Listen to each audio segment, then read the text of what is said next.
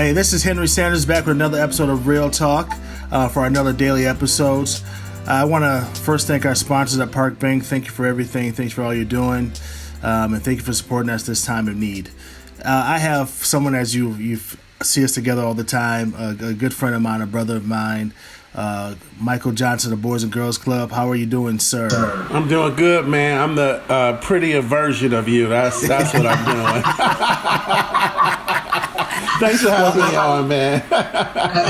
Well, I know there's one woman who would agree with that. Toya would agree with that. Other than that, I don't know, bruh. I don't know about that. But yeah, how you doing, man?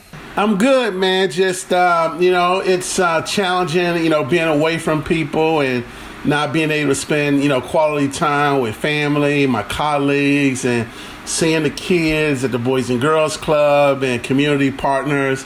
I got to tell you, this is probably the first time in my life I've been this isolated away from people. And knowing you're an extrovert, this must be killing you. This must be like hurting you. I mean, I can't imagine, like, you probably just don't know what to do with yourself, do you? I mean, on one hand, it's a blessing that I get to spend, time with my wife and my kids. And, me and my wife, we've been married 17 years. But this is the first time in 17 years we've been together all morning, all afternoon, all evening, all late nights, and it's a first. And so I'm just glad she's still putting up with me. I'm glad she still loves me, and it's been great to some degree to stay home and to spend time with your family. Is a blessing that some people don't get, and I don't take it for granted. Right. I told my wife we might never get this opportunity again, right? So, so last time you and I spoke, we were talking about the money that we raised over a week for the COVID-19 emergency fund. And a lot has happened since then. I think we didn't deploy the funds at that point, right? So when we last talked, we didn't get the money out at that point. No, so I think when we last talked, we were at about $800,000. We've since, now that the fund's been turned over to United Way, another $1 million was raised since the last time we've had that conversation. So right now, because of your leadership, the leadership of Renee Moe, and the 900 plus people that contributed to this fund, collectively we've raised $1.8 million and counting to support those who need us the most in Dane County. Yeah, and so explain to people again, so people don't know. The recap is we fundraised $1.8 million, but at that point we were about $885,000, I believe. The Boys and Girls Club side took about $425,000 of that those dollars to hand out for rapid response, and United Way got the rest to hand out for long term. Yeah, so part of our goal, when me and you announced this, I think it was 3 weeks ago, me and you announced it at like 5 o'clock, and our goal was to raise $50,000. And within 24 hours, I think we raised over $200,000. Within a week, it jumped to $1.3 million. And both you and I felt it was in the best interest of the community to have us to put a portion of that money to immediately address the needs of families and individuals that are impacted by COVID-19. But we wanted to bring in United Way to focus on the long-term issues connected to COVID-19. So thus far, we have awarded $425,000. That was the portion that Boys and Girls Clubs was responsible for. We put together a committee of business and community leaders that read every single application. So we got $2.6 million in requests, and we funded $425,000. Every single penny that we were given from this fund to manage, and the United Way is going to do the rest. So groups like Urban Triage, groups like Nehemiah, the Lighthouse Church, grassroots community groups, Big Brothers and Big Sisters. Those groups are out there doing work paying people's bills, Club TNT, the Madison Greater Resource Center, the AKAs. We wanted to put money directly in the hands of grassroots organizations and nonprofits that would help people directly. We've already paid the bills of over 100 individuals, from rent to light bills to gas bills. We funded colleges and universities, helping students who have been challenged by this pandemic. So we've tried to do everything that we can to working with groups like Feed Kitchen. We launched a citywide food program. We're feeding kids on the north side. We're feeding kids on the south side of Madison. We're feeding kids in Sun Prairie, and trying to do whatever we can to be of service to those who need our collective leadership. Yeah, and what to me was most impressive about the process, literally putting the people together, having to do two different committees. We had one committee that actually came up with the guidelines in the process. And then we had a second part of the committee who actually deployed the funds, and anyone on that committee couldn't get any of the funding, and it was extremely diverse, and it was fast. I mean, we fundraised the money in 1 week, and the next week we had the money out the door. That's amazing to me. Yeah, so that doesn't happen. So since we did that, now I haven't seen you in a while, but of course I'm looking up on your Facebook and stuff, and now you're talking about first responders, and I mean, what's going on, brother? You can't help but to help people. So what are you doing now? You know, man, there's a quote by Muhammad Ali that I try to live by, and that quote is, "The service you do for others is the rent you pay for your room here on earth." I am a privileged black male that grew up in the projects in Chicago, in a neighborhood that was infested by gangs, drugs, and prostitution. And because of the education I received from Malcolm X College on the west side of Chicago, from Chicago State on the south side of Chicago, and being able to go get a master's degree, and being able to go to Cornell University and University of Michigan, and to garner all these degrees and to be in a position to be able to utilize my influence to be of support of other people, that's the rent that I have to pay by being on this earth, by being of service to other people. And so we didn't want to just stop at the raising of the $1.8 million, but how do we, impact people today? So if you look at the work that we're doing with Local 311 and the firefighters, we're partnering with a restaurant called Gino's. I think they have the best lasagna, in town. So we're going to distribute 80 pans of lasagna that feed 4 to 6 people, and 80 families are going to benefit from that. We're also going to donate an electric car. Smith Auto contacted us and said, hey, we got a couple electric vehicles we want to donate to Boys and Girls Clubs. We're going to keep one of the electrical vehicles as a pool car for Boys and Girls Club. They also donated a van, and I talked to my leadership team and said, you know what, we should donate the other car to a family in need. So we're going to surprise somebody when we deliver these meals at both Ally and our Taft Street location with a used electric car. And I'm just thankful that companies are stepping up. Just this morning, a company called Van Houten Pickles, they're one of the largest pickle companies in the globe. They contacted us and just delivered 500 barrels of pickles. These were pickles that were going in movie theaters all across the country.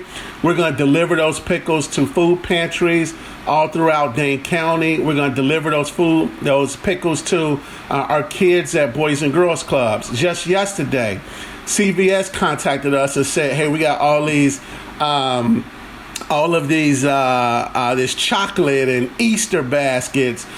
So we've collected all that stuff, and we're going to distribute it, out to the community. So we're finding, a lot of people are stepping up, doing great work. Really proud of the work that Cupcake is doing with Urban Triage. I watched them feed over 100 people on the north side of Madison just a couple of days ago, and we contracted with them to make sure that folks are eating. And then in regards to the first responders, just last night, we took food with Liliana's to a fire department to make sure that our first responders are getting heart healthy meals. So we're making sure that we're being a blessing to them. So we kicked off a campaign to raise money to be able to feed kids in our community, to be able to feed first responders, but to also be in a position to provide virtual programming for kids throughout Dane County. Well, that tired me out just listening to you, bro. So I see you just can't stop yourself but helping people. And I love that about you, man. How are you doing financially as a Boys and Girls Club? I mean, all this has to impact you. The one thing that people don't talk about enough is, even from a 365 perspective, self-ambition, etc., while we're fundraising to give out to the community, means we can't fundraise for our own organizations. You have a big staff who are actually dealing with youth, dealing with child care that you can't be in contact with right now. So how is this impacting your business model? Yeah, it's challenging. I've recommended to our board, Boys and Girls Club is deemed as an essential service. And Henry, man, I had to pray on it as a leader in our organization. You know, there's a balance between bringing in revenue and putting people's lives at risk. So I recommended to our board 3 scenarios. And there was one scenario that I recommended, and that's to keep our clubs closed over the next 90 days and not allow kids to come into our facilities. I don't want to put our staff, their lives at risk. I don't want to put our kids' lives at risk. And so when you shut down your operation like that, it does have an impact on how you program. That's a couple of Saturdays ago, we canceled our major fundraising event called Shamrock Shuffle. That's a $100,000 fundraiser for Boys and Girls Clubs. And so it is having an impact on our organization, but I am a firm believer that when you do good, you will be blessed in the process. So we have put our needs on the back end for the greater needs of the community while trying to raise money for 40 other nonprofits to provide relief efforts to families and individuals who are in the most need. We've also have done everything that we can to make sure that Boys and Girls Club is stronger. And so we have had to furlough some of our staff with a game plan to bring people back in 90 days once we open our clubs back open. Our clubs are going to be used as food distribution centers. So as contributions come in, we would deliver those products to food pantries throughout the city.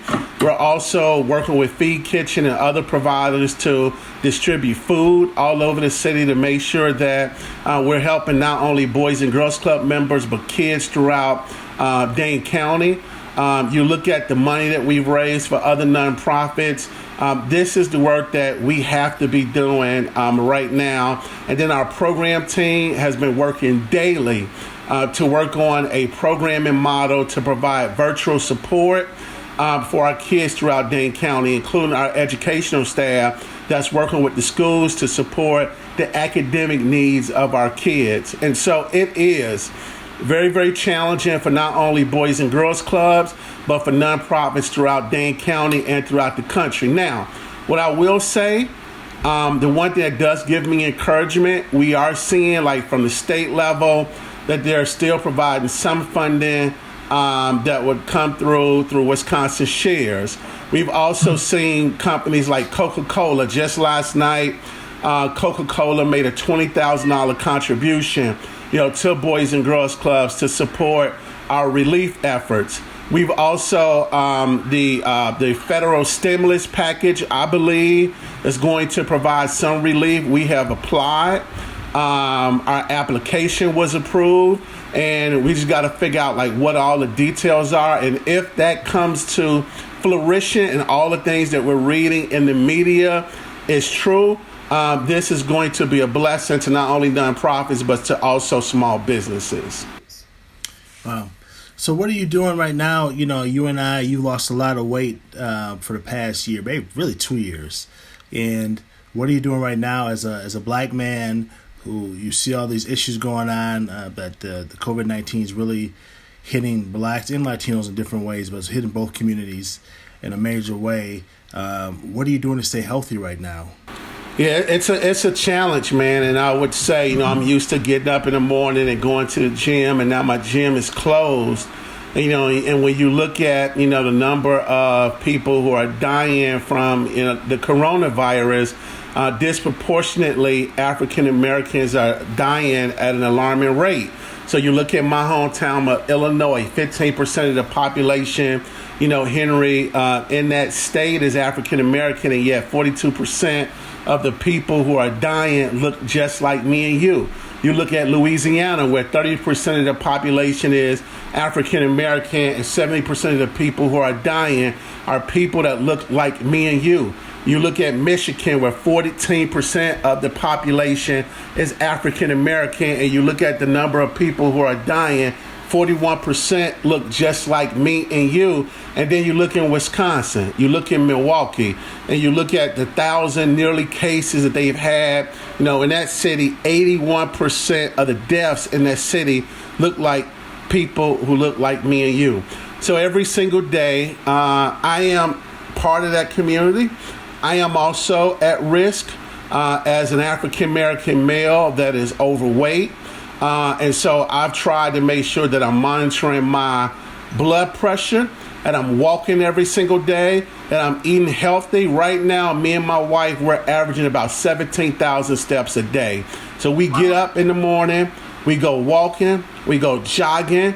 We're eating a whole food, plant-based diet to make sure that we're getting clean clean nutrition in our body. We're watching our micronutrients to make sure that we're trying to just stay healthy. And I just want to encourage people that, particularly people of color, and especially African Americans, we have to do everything that we can to flatten this curve. It's alarming to see, in my hometown and even in Madison, people still outside in large groups congregating. Folks, please take this serious, because this could very well affect you, affect your family. And while you might have a strong immune system, what happens when you come home and you give it to your grandmother, or you give it to your grandfather, or you give it to one of your kids or one of your loved ones, and they pass away, because of it. So I've even had to, as much as I want to help people in our community, I also have 3 kids at home, and I have a wife. And when I was outside every day, my wife was reminding me, like, hey, Mike, can you do this virtually? Can you, manage these things without being out there every single day? So there's a balance that we have to play as community leaders to make sure that we're practicing self-care and being cautious as well. Yeah, and I think that's important that, the people have to take this seriously, especially because, again, it's warmer out, right? It's starting to get warmer out. People want to go out and be outside. So people have to be more disciplined about it. So I'm glad that you're still taking care of yourself. I know Toya's on you by staying healthy. So that's a... My wife ain't no joke, Henry. I would tell you, weeks ago, she would go grocery shopping, and she would sit outside her trunk and literally be washing down all of the grocery. I'm like, Toya, what are you doing?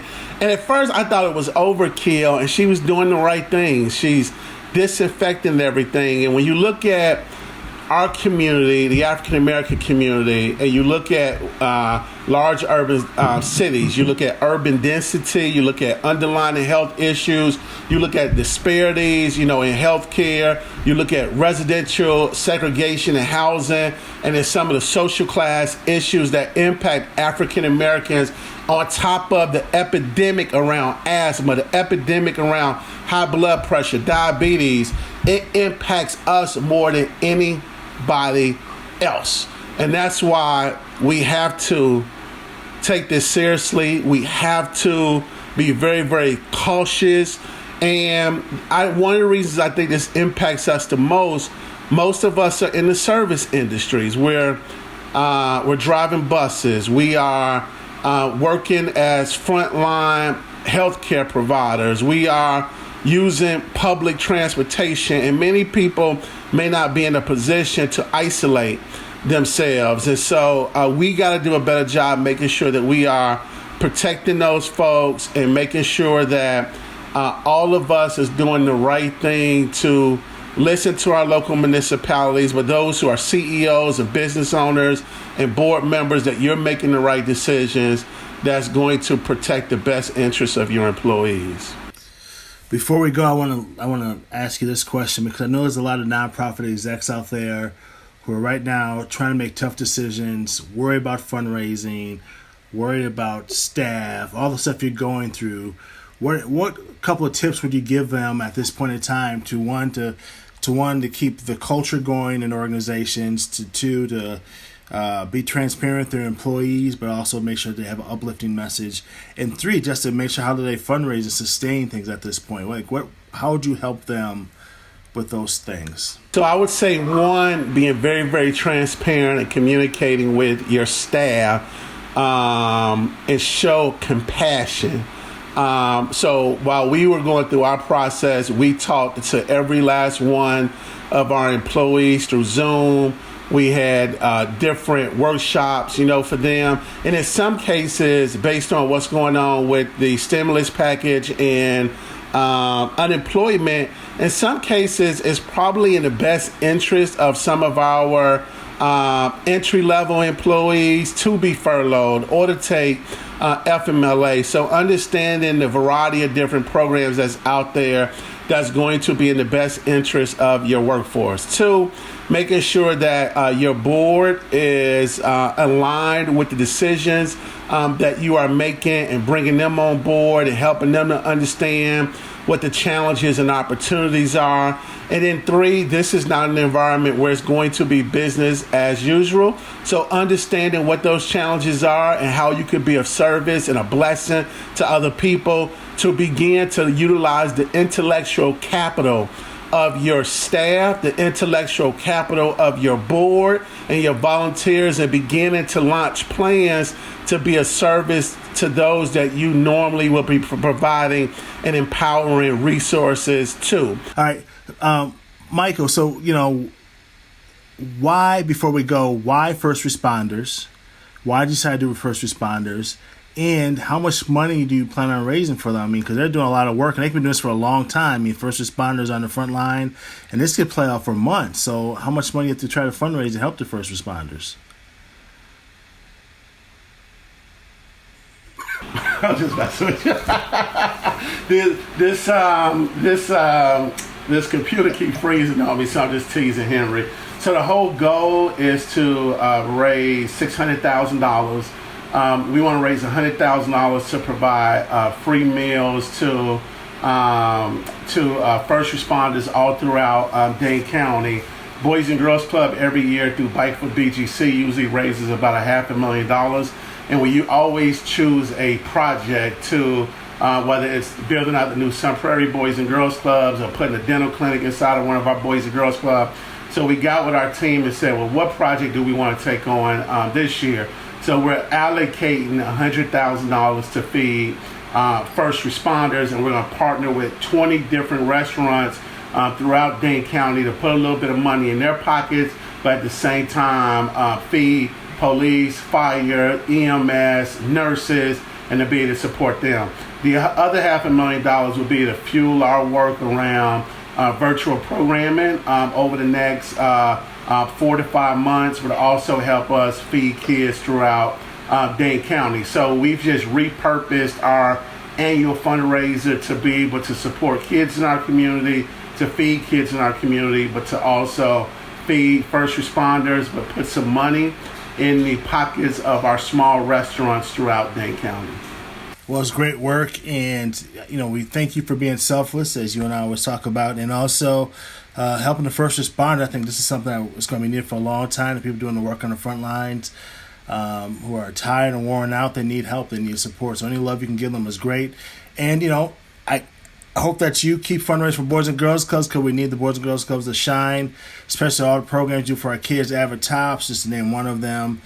So keep doing all the good work, man, and make sure praying for you and your organization. And thanks for coming on the show again, man. No doubt. I want to end on one note, man, because I love this quote, and I wanted to pull it up. It's something I shared on social media, and it's by a British novelist. This British novelist once said, "Life ends when you stop dreaming. Hope ends when you stop believing. Love ends when you stop caring. And friendship ends when you stop sharing." And so to my fellow Minnesotans, there's 10 things that I want to ask you to consider, because I want to make sure that we see you, that your family see you, and particularly to the African American community who is dying at disproportionate rates. 1, practice social distancing and stay home if you can. 2, disinfect items coming into your home to protect you and your family. 3, eat healthy and clean and try to eat as many nutritious meals as you can. 4, anytime you go outside and come back in, wash your clothes and make sure that you do that every single time. 5, hydrate and drink plenty of water. And I would say Google, for a guy my size, I should be drinking about a gallon and a half of water a day. But most people, it should be anywhere from a half a gallon to a gallon of water. 6, exercise and wear face masks. When you're at home, utilize steps in your house. Do some sit-ups. Do some sort of cardio. Walk around, in your backyard, and just make sure that you're exercising. If you're in a position to donate, our local charities can utilize your support. Some of us are fortunate and have some resources. This is the time to step up to be a blessing to our neighbors. And then 8, if you're in a position to support a small business, please do so. I'll give an example. A friend of mine said, I'm still getting paid at work. Every 2 weeks, I would go get my hair done. She said, I'm still getting the same paycheck, but the lady who does my hair is sitting at home without any income. So she said, I'm going to send her a check because I want to make sure that she's made whole.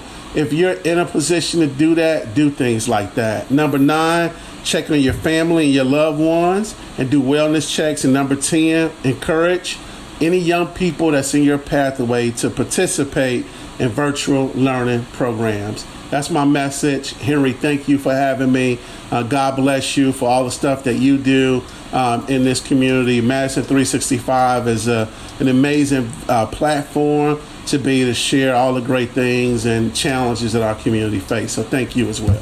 Thank you again, and thanks for your time. Stay safe, brother, and we'll see you soon. I haven't seen you forever face to face. That's like abnormal for us. So I look forward to seeing you soon, brother, and stay safe. Tell the family I said hello. All right, you too, man. Thank you for another episode of Real Talk. We'll see you next time.